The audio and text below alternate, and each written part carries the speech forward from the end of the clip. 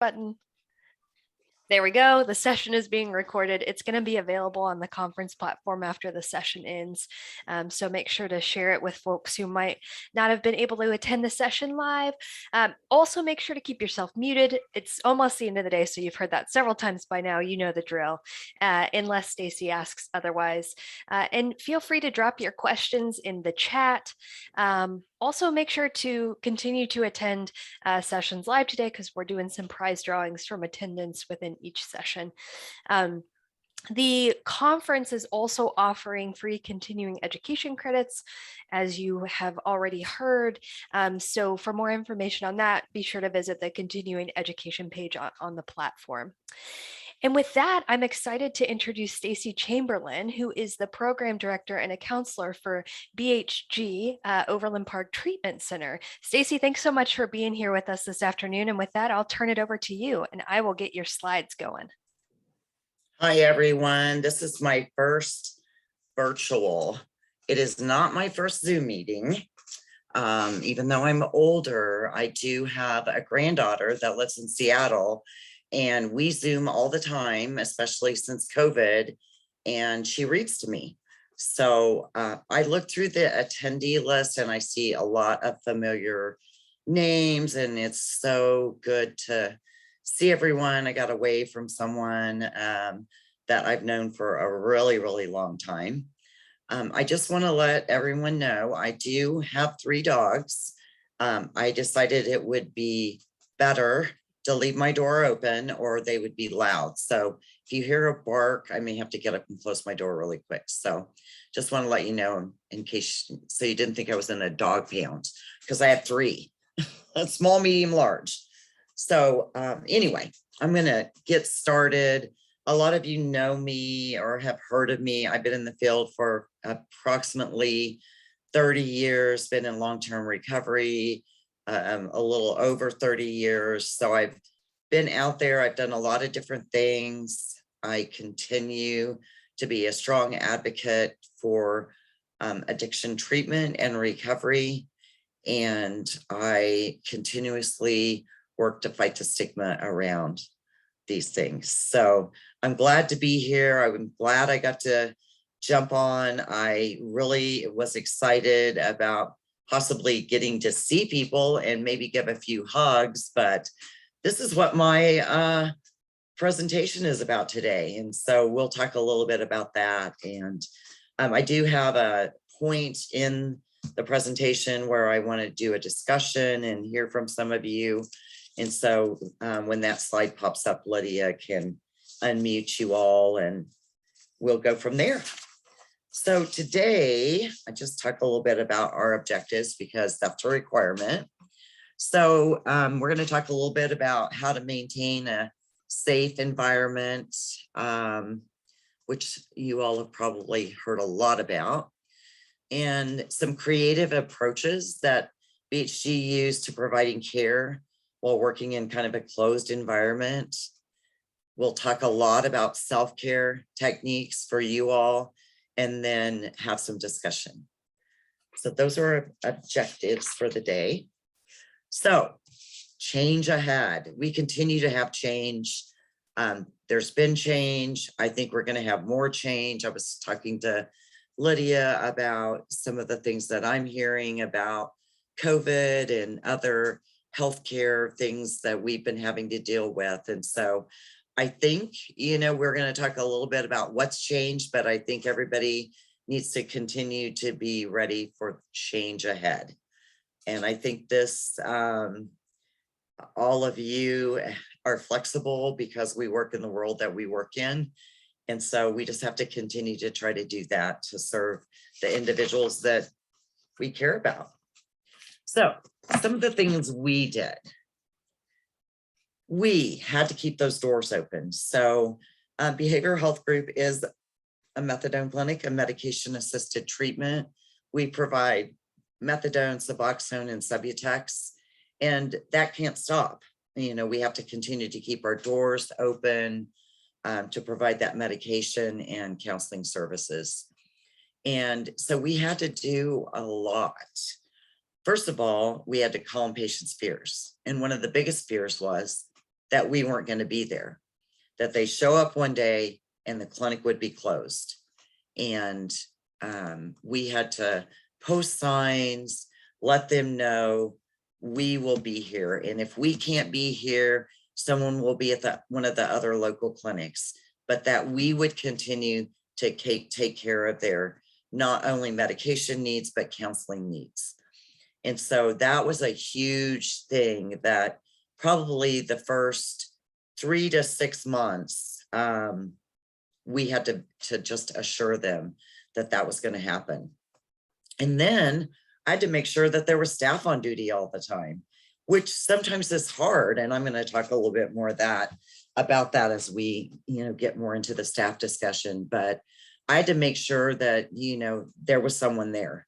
I needed a nurse there. I needed an office manager. I needed some counselors. We had to be there, and we had to be there every day.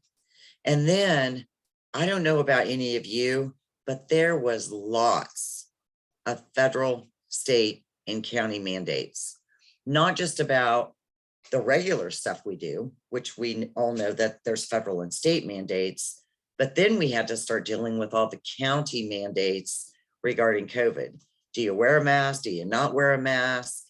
What do you have to do to continue to keep those doors open? And so we were constantly watching the news, constantly getting updates from our parent company, who were very, very involved in this whole process. And then there was the precautions. So initially, I think for the first 4 months when the huge outbreak started, I had to keep a staff person out in the lobby at all times to ask those questions. Are you running a fever? Is anyone in your house sick? Remember the 8 questions? You probably still have to answer them at the doctor's office. So we were answering those questions. And then we had to keep up with, remember they had certain states, if you had been to that state, you had to quarantine, and we had to keep up because that was constantly changing. We were on KDHE's website. We were on the national website of trying to keep up with, can they come in if they've traveled outside the state? And to, just to ensure the safety of everyone. We cleaned every 2 hours. And my next one's about searching and obtaining masks and other cleaning supplies. Thank goodness we have a corporate office, and they assigned one person to do that. And I think that's all they did during this, first 6 months, is they ordered mask cleaning supplies. We had to have special cleaning supplies because just regular old Fabulosa wouldn't work anymore. We had to have the COVID cleaning that you had to wear gloves when you cleaned because it would eat your skin off otherwise. We had to wipe everything down in the whole clinic every 2 hours. Surfaces. We had a cleaning crew that came in. I was telling Lydia about this, and they actually had gotten an air sanitizing machine from someone in New York. And so they were coming in, and they still come in actually. We had them stop for about 2 weeks when we thought we were in the clear, and then the variant broke out. And so they've been coming in twice a week for the past year and spraying our air and sanitizing our air with these really strong clean chemicals.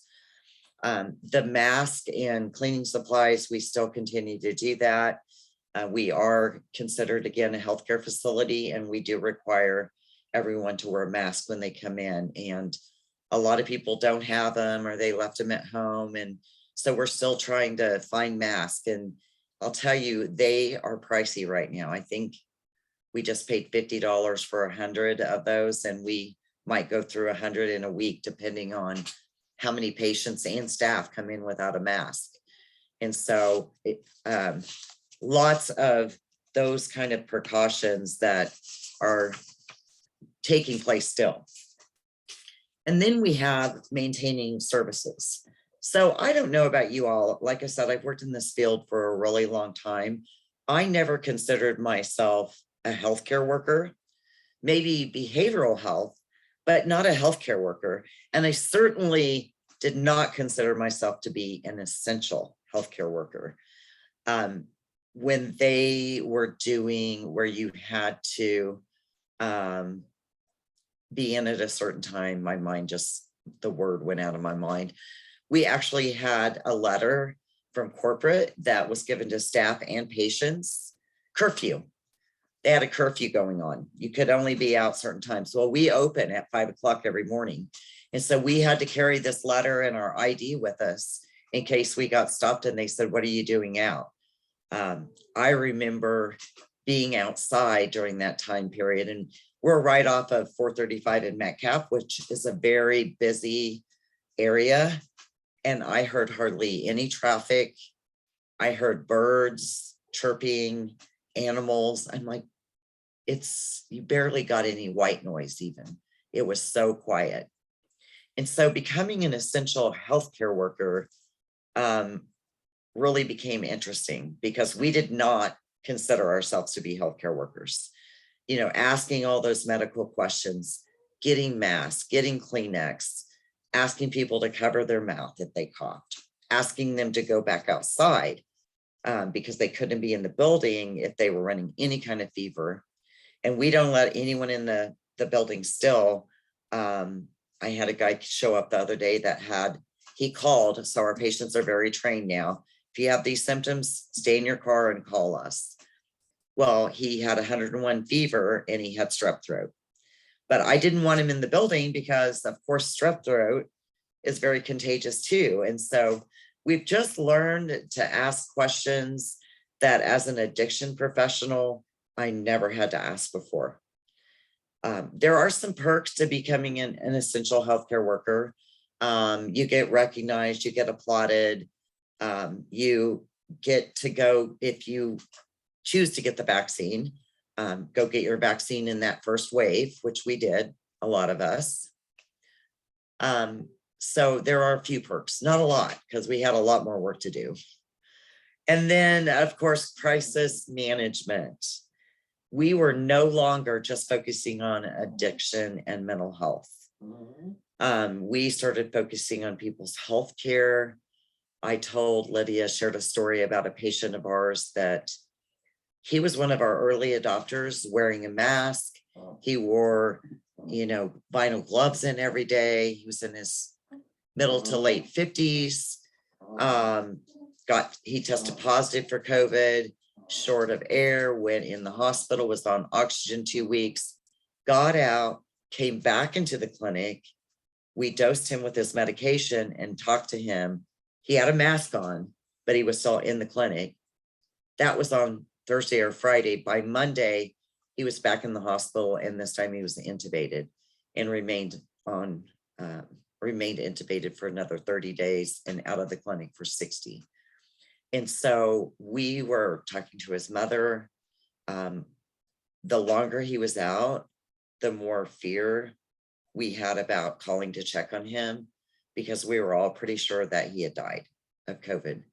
And that's scary and it's sad. He was a long time patient, well liked by all of us.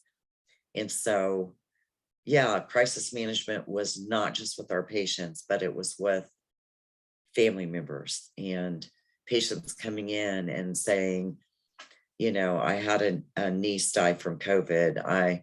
My mother's in the hospital with COVID and they just intubated her. And just focusing on how are we going to help this patient do what they need to do to help with their family and still take care of their own needs. So crisis management changed a little bit.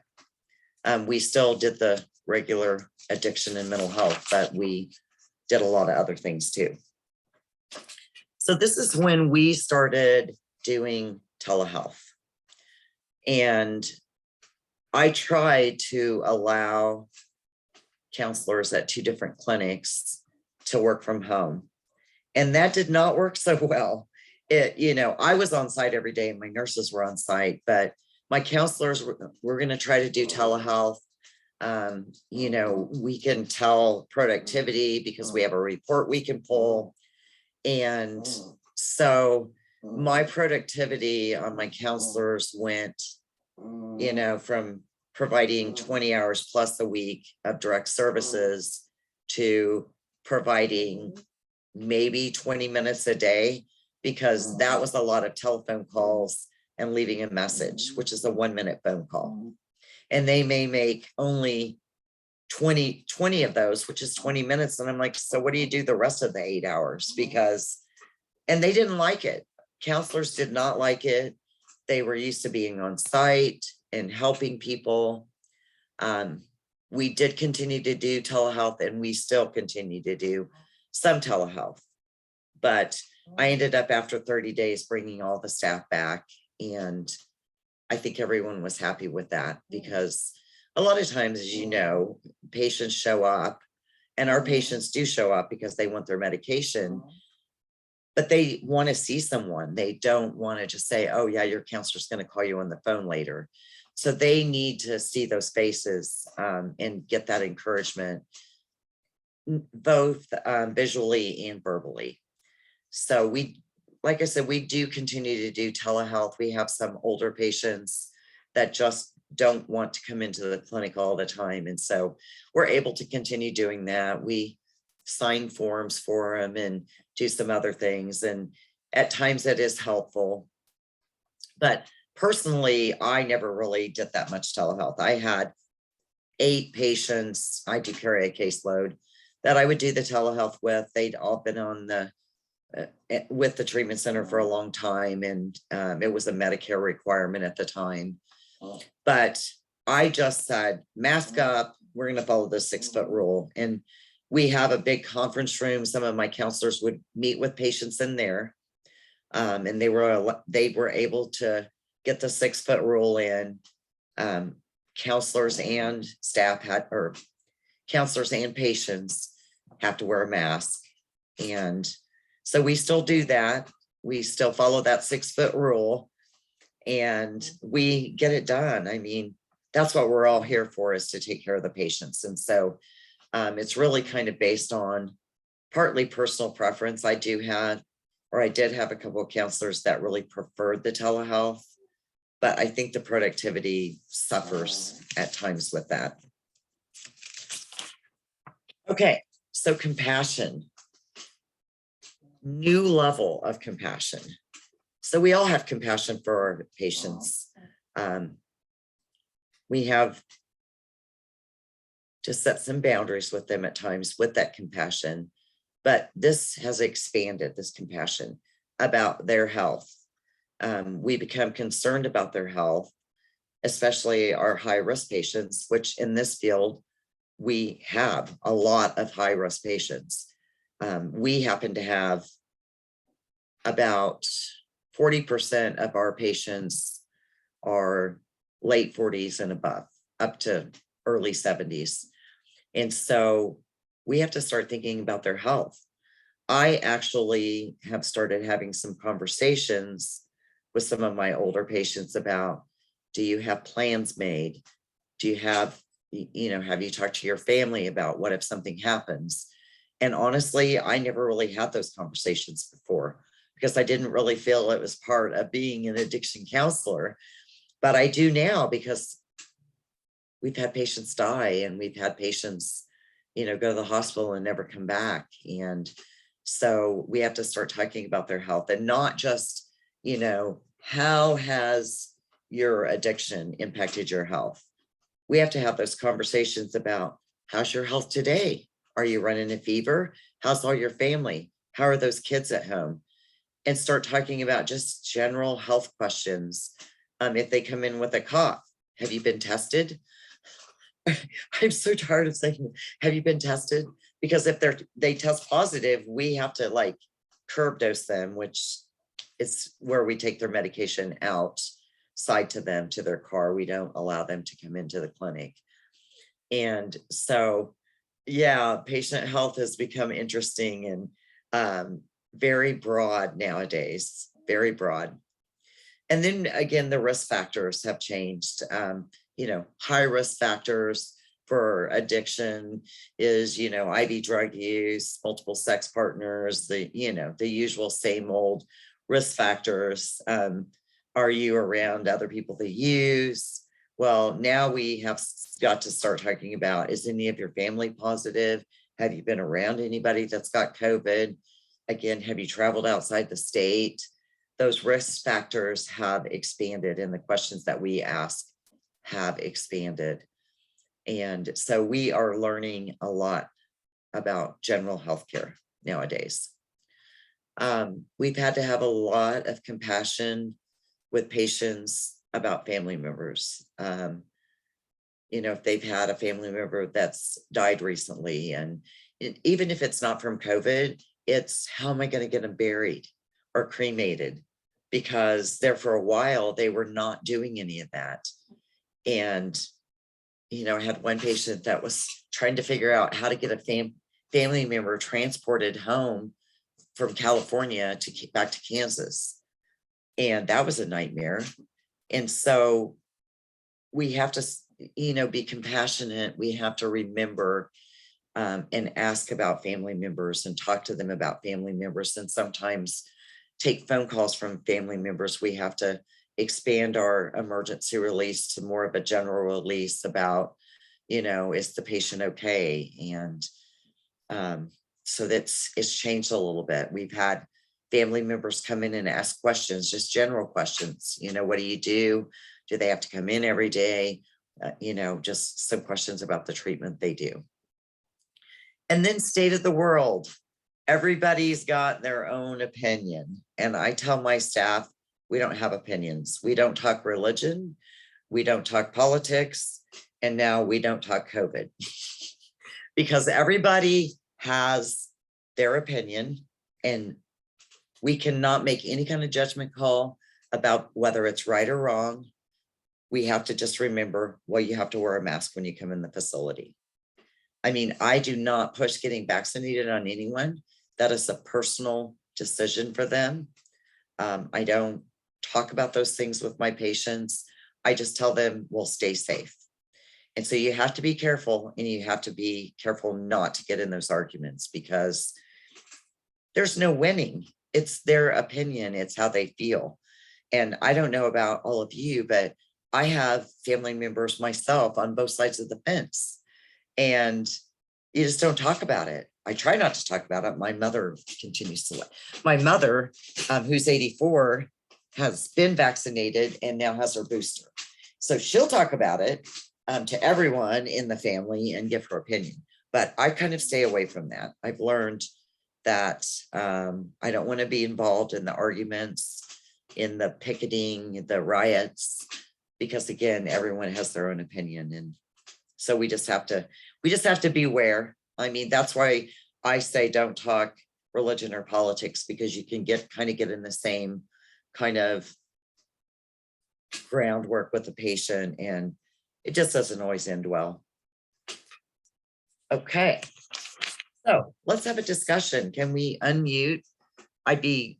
You can either chat or talk, whatever you would like to do. Anybody want to share anything, any suggestions, anything that I haven't touched on, any links that you at your agency has gone to? Okay, well, I'll say something. Hi, Terry. Hi, Stacy. It's good to see you. Good to see you.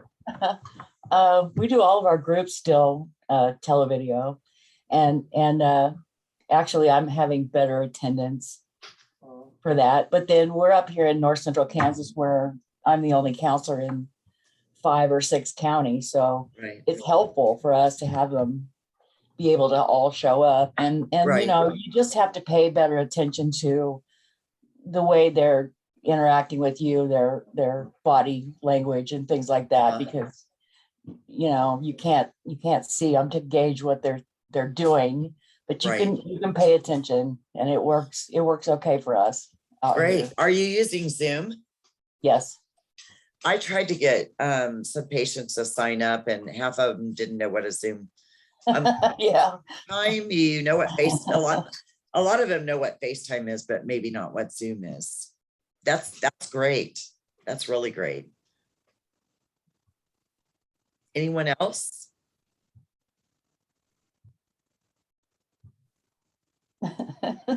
No. Nope.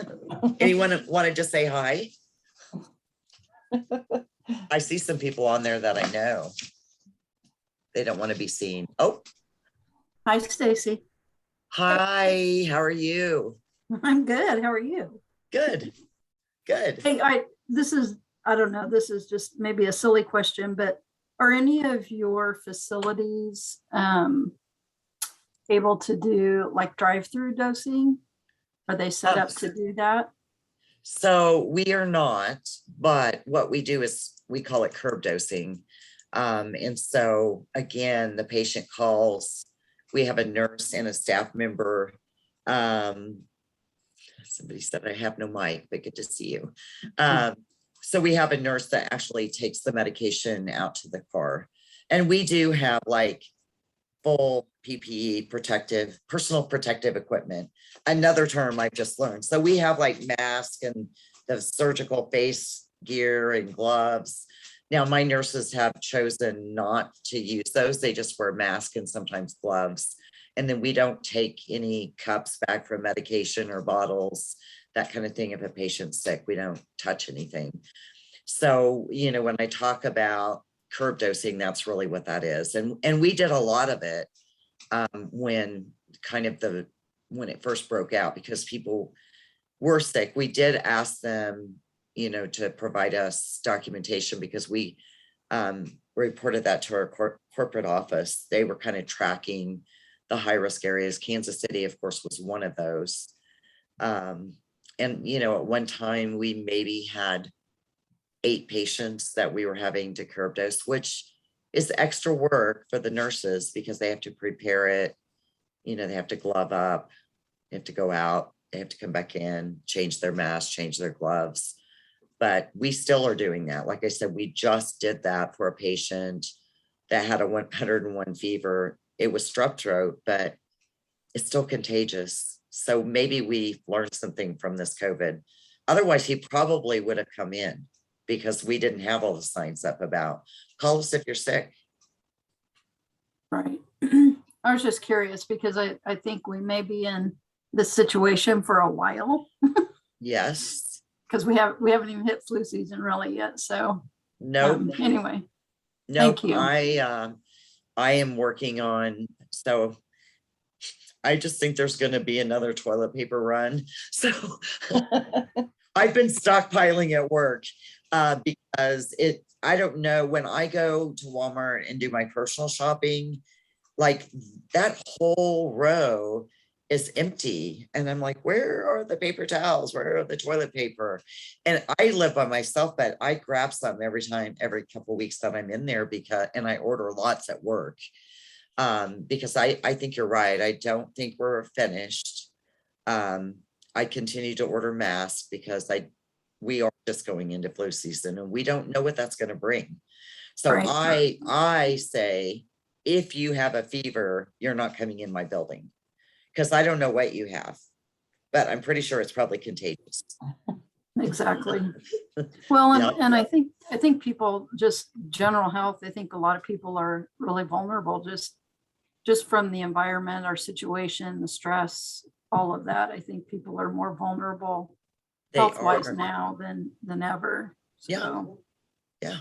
thank you. I consider myself very high risk. I'm older.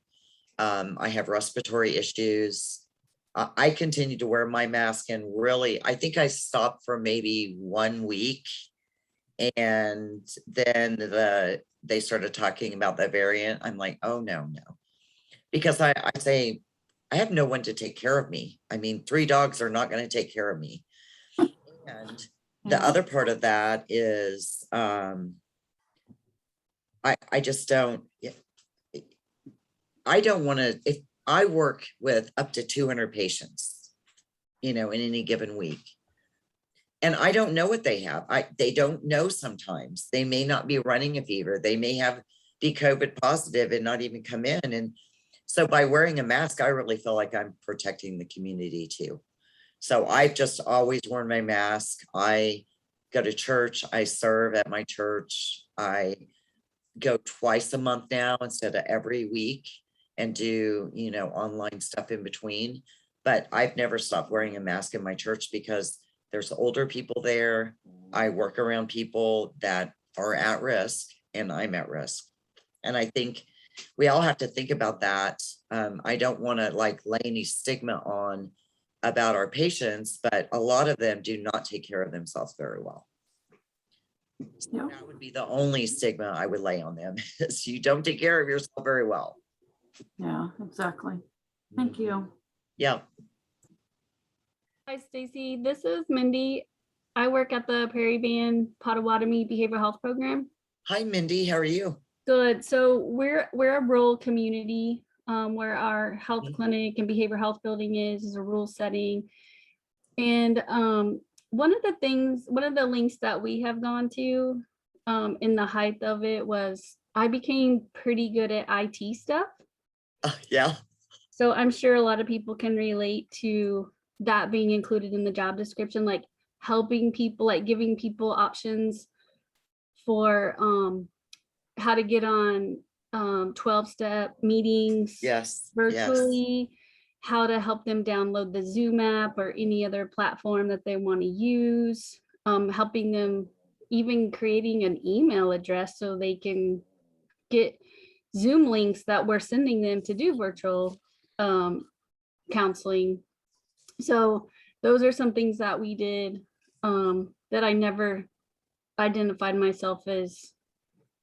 I'm not that I'm a specialist in IT, but I've certainly gotten better. Right. Right. Well, look at us And- all today, right? We're all on Right. Zoom today. Right. And also being in a rural community, we have a lot of elder clients, and a Uh-huh. lot of those folks have a lot of transportation barriers. Yes.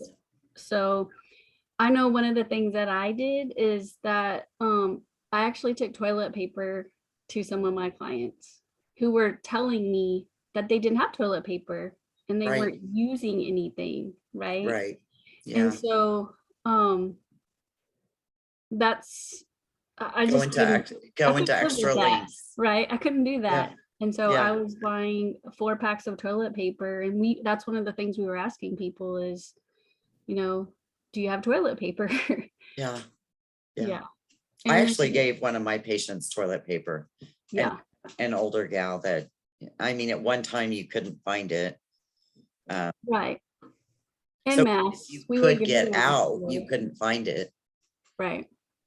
Yeah. Right. The IT thing is great. It is great to mention. Even if you're not a 12-step based program, which MAT really isn't. I mean, I still like whatever works. And I do have patients that were doing the Zoom call, the 12-step meetings, but a lot of them, again, when you said Zoom, they wouldn't know what that meant. I would try to tell them how to do it. Some of the 12-step meetings actually closed down. I'm not sure they've all opened back up yet. Yeah. So I think providing those resources is great to mention because, yeah, when I put up my sign up sheet for Zoom groups, like Terry was saying she was doing, I didn't get a lot of people sign up for it. And I don't know, I may try that again because I think just hearing from you and hearing from Terry about, it worked. Maybe I can, help them. I may have to do a training session like you did, Mindy, Yeah. because I think we just assume, like I learned how to do Zoom from my 8-year-old granddaughter because I couldn't go see her. I can't, it was a once-a-year trip to Seattle, and one year I didn't get to go, and I don't get to have that much communication. And so she shows me how to do all kinds of stuff in Zoom. So I think, the younger people can certainly teach us something. Right. That's good to note that sometimes we may have to do a little IT training with some of our folks. Right. And then we have gotten some folks that really like telehealth sessions. And because our program serves all 4 tribes in Northeast Kansas, so there's only 4 Mhm. tribes in the northeast part. So we get folks that live far away And again, transportation is a huge barrier. We've Mhm. gotten people that live in I mean, they're driving far to come see us. Uh-huh, And if, which is great, right? But sometimes it's just not efficient financially. Right. They can so it's been really helpful to like with a lot of folks, I'm sure the pandemic has forced us to really open up more services and not Mhm. at our own pace. Like the button got pushed, right, to really push us to do that. right, And so it's been helpful for those folks that want to do it. And then maybe they can come in once a month for an in-person session, but the rest of the time it's it's virtual or even through the telephone. I mean, uh-huh, just yeah, right. Doing a telephone call. not my favorite by any Uh-huh, means, but right, right. we've been more, I guess, not as rigid as we were in the past, like Yeah, pre-COVID to do that. So yeah. yeah. It's that flexibility that, and I really think that, this field um, has learned to be flexible, and not just this field, I shouldn't say that. Any kind of essential healthcare worker, law enforcement, prevention workers, outreach, case managers, just like you said, taking toilet paper to someone. I know my mother at the time when the toilet paper crisis hit, she lived in Hot Springs Village, which is outside of Hot Springs, and she couldn't find toilet paper. And one of her neighbors that had stockpiled brought her toilet paper over. And I think sometimes we forget about the little essentials like that. I mean, we Yeah. would never probably have thought about that at any other time. Right. All right. Thank you. Yes, thank you. Thanks for sharing. Of course. Okay, if nobody has anything else burning, I want to move on. So, what about you? Right? I had to talk about us a little bit because they're stressors, right? And I stole this presentation from our Vice President of Regulatory Affairs, who's also, I think he's a LSCSW, and he started doing, let me start that out. Our company, him personally, started doing self-care sessions with our staff, our clinical, medical, everyone. And this was one of the first ones. And so it was so great because it brought up all kinds of things that I hadn't even thought about. Some of it I know about myself, some of it I didn't. And so this was pretty interesting. So we have three fundamental types of stress. Internal, that's what we impose upon ourselves. The external and interpersonal, that's like family and other people. And then external and personal, those are things like pandemics. And I wouldn't, before the pandemic, I mean, I grew up in, I'm going to age myself here, the 60s, 70s, and there were lots of riots and that kind of thing. But I was young enough that it didn't really cause me a lot of stress. I know it caused my mother a lot of stress.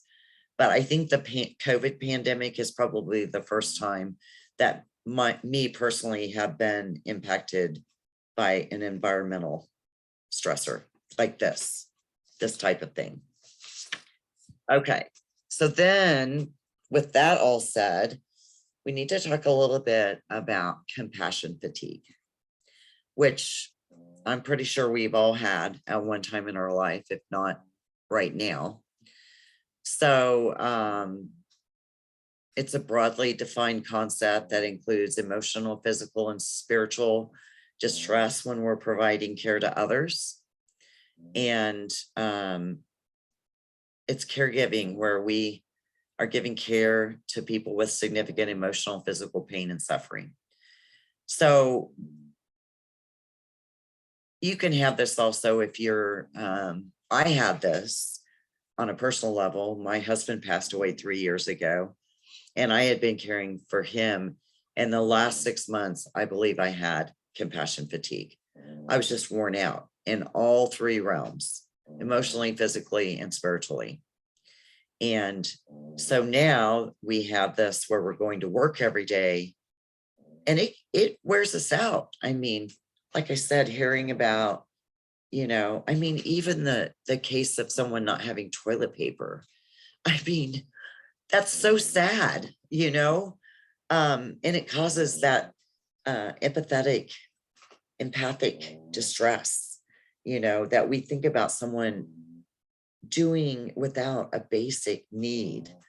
And so we have to think about that compassion fatigue and how it's impacting us. And I've dealt with multiple staff members that have had this, and we've had to have discussions, and we've had to take mental health days. Well, they have.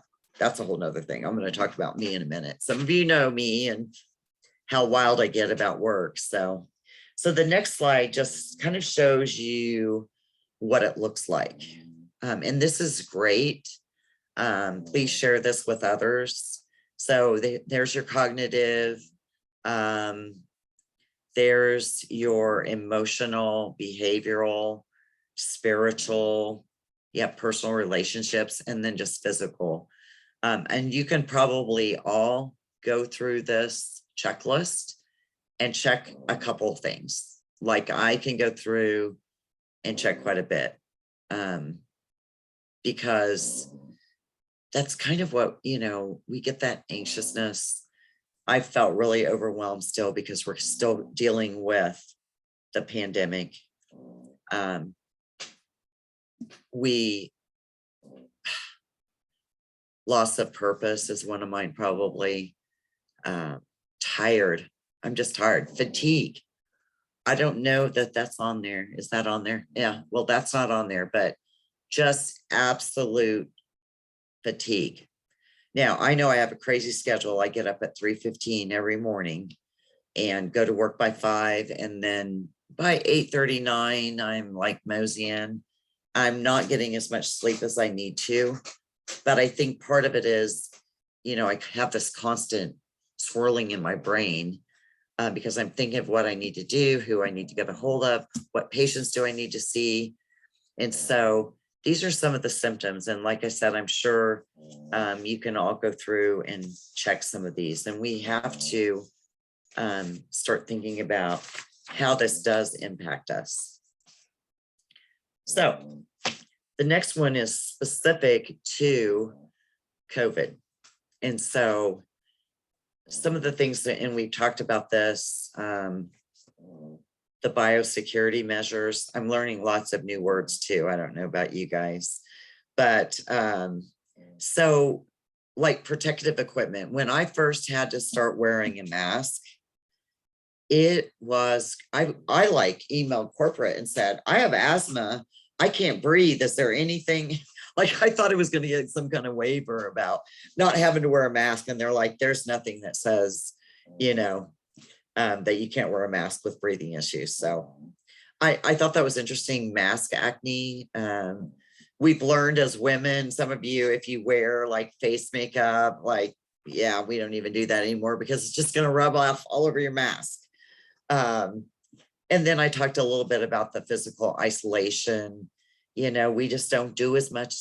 I had some corporate visitors this week and we were all kind of tentative about, do we shake hands now? Or, because you don't even know whether to do that anymore. Whether to reach out and shake someone's hand. And just constant awareness and vigilance about infection control. Have to be thinking of that all the time. And some of it is becomes so kind of robotic and routine. And I'm sure our patients get tired of that. We've not been able to do some of the fun things that we used to do. And then some other things are the risk of disease transmission. Next slide. So infection control. So one of the questions that we have is, because one of the big precautions or signs of COVID is loss of smell or taste.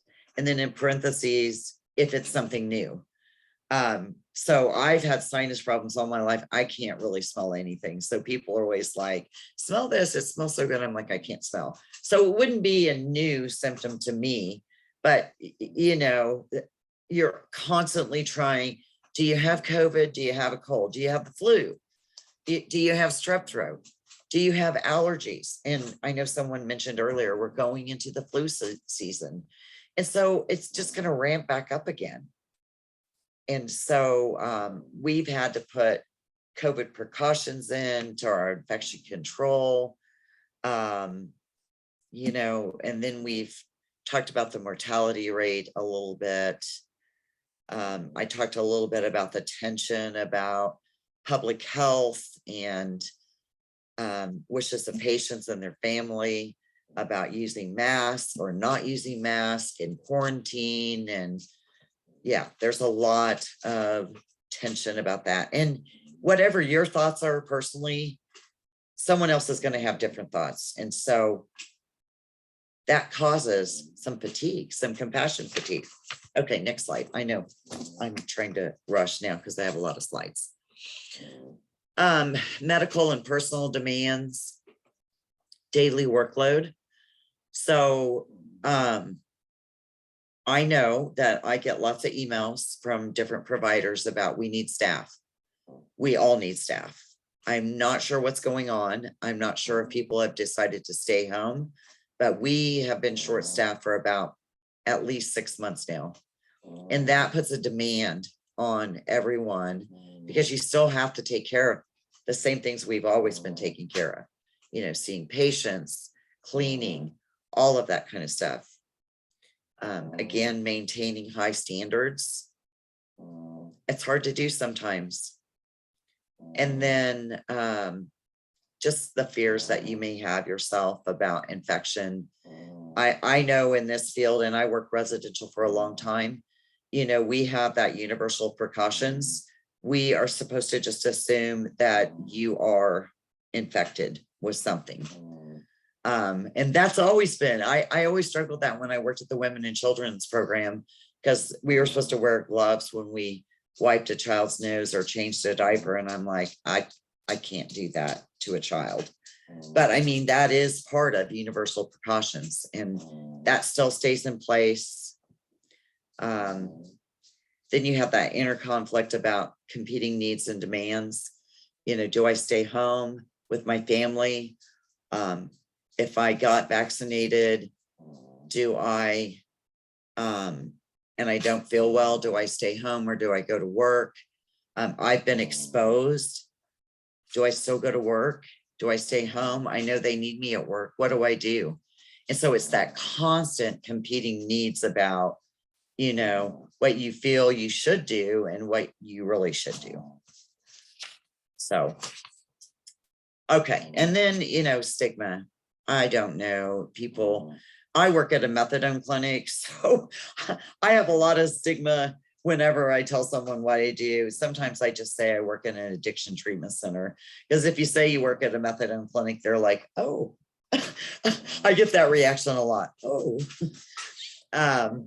so, you know, like I said, I wear my mask all the time. And I just say I'm an essential healthcare provider and I come in contact with high-risk patients. So that's why I wear my mask. But you also might have, you know, I had one staff person that he was like super vigilant about the COVID. He was actually collecting data, which I said, stop doing that, collecting data about whether staff members had been vaccinated or not, whether patients. I'm like, stop, just stop doing that. And I don't want to hear about it. I said, I don't need to hear all that on top of everything else we're working with. And he had, I mean, some of them were legitimate, but some of them were not so much, concerns about COVID. And so I had to do a lot of talking with my staff about some of their needs, fears. He personally was one of the people that chose to do primarily telehealth, which was fine. So you have to work through that.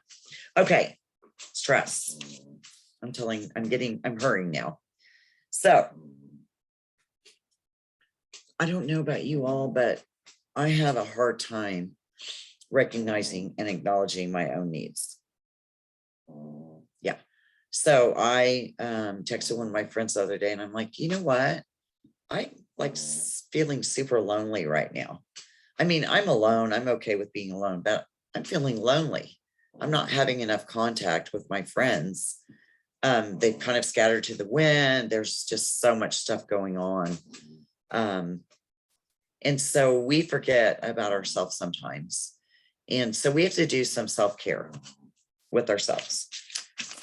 So 7 pillars of self-care, and this is great to use with your patients as well. So you need that knowledge. You need to know what's going on. You need to have a self-awareness. You need to have mental well-being, physical activity. I have an older patient that's just scared to death to go to town. He lives out in the country. I'm like, go for a walk. You live on 100 acres. Get in your gator and go drive around, get out of the house. Eating healthy. So my mom was super concerned during COVID, and I don't know if you all tried to buy peas, but she couldn't find any peas anyplace, and she was missing her peas. So that was part of her healthy eating, was to eat vegetables, and sometimes that stuff is hard to find. So then, you see that little alcohol, smoking, risk avoidance, good hygiene. I don't know how many times a day y'all wash your hands. I wash my hands a lot. And then I have to put lotion, and then hand sanitizer.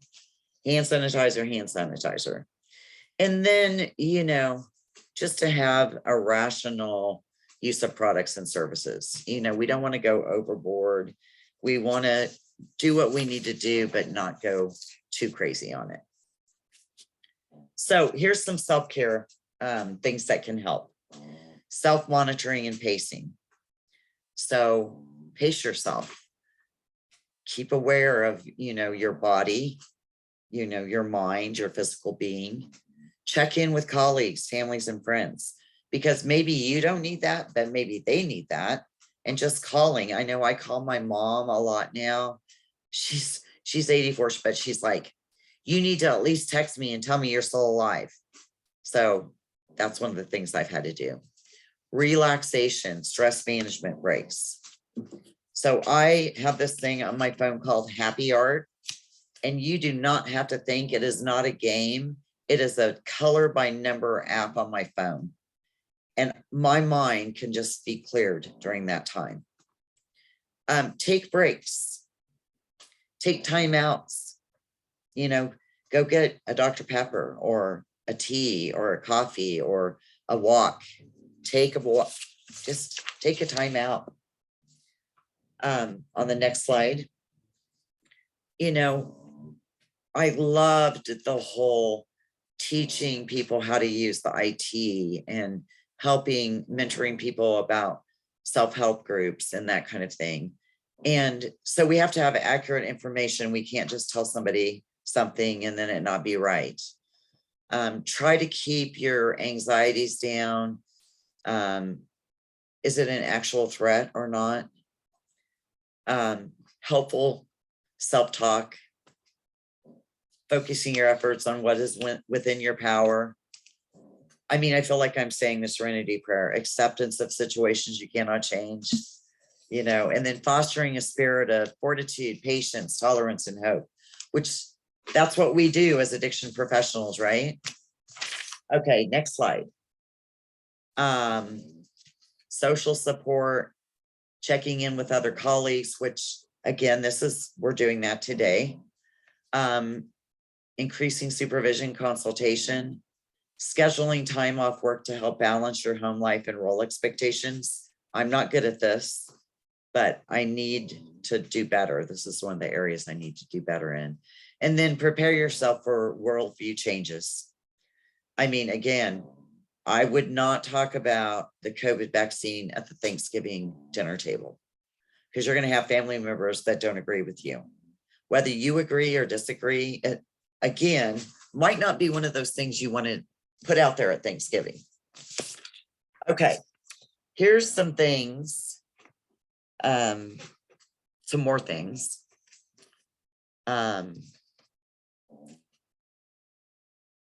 Well, that you should avoid. Avoid working too long, working around the clock.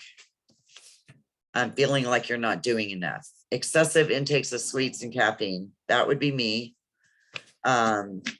Just some of that self-talk we do. The needs of others is more important than mine. You know, we do that as mental health professionals. Next slide. I'm rushing through now because I like to talk. Excessive use of alcohol, illicit drugs, other medication, suddenly making big life changes, negatively assessing your work contributions, and viewing helping others as more important than self-care. Got to take care of you. And one more slide. So this was not part of my vice president slide. I just thought, I'm like, really, you know, we don't get enough recognition.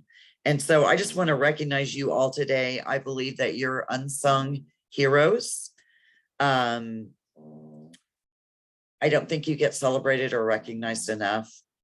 Even as today we're being recognized as essential healthcare providers, I sometimes think that they forget about frontline workers, addiction professionals, prevention, case managers. And so I just want to recognize you and all your efforts that you make to help individuals that are struggling with an addiction. I think it's so important. I'm glad that you are all still there, out there helping, have that willingness to continue on. I just think it's wonderful. And it was so good to see so many names and a face. I only saw Terry because everybody else didn't have their video on, but it's so great to be able to be here today and do this presentation. I think it's really important. And just, you know, print out this PowerPoint and read through the self-care stuff because I had to go through it pretty quick because there's some really important things. And I think there's a few things in there that you can also share with the clients or patients that you serve. So thank you. And I didn't include my email in anything, but a lot of you know how to get a hold of me, or you can email Lydia and she can give you my information. My work email, Lydia, is open to whoever would like it. So thank you very much.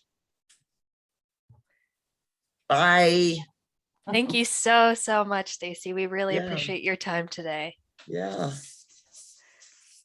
All right, everybody, our next session is at 3:30. That is our closing keynote session. So we invite you all to take a brief break and then we'll see you back at 3:30. Thank you again, Lydia. Stacy. Yeah, bye-bye.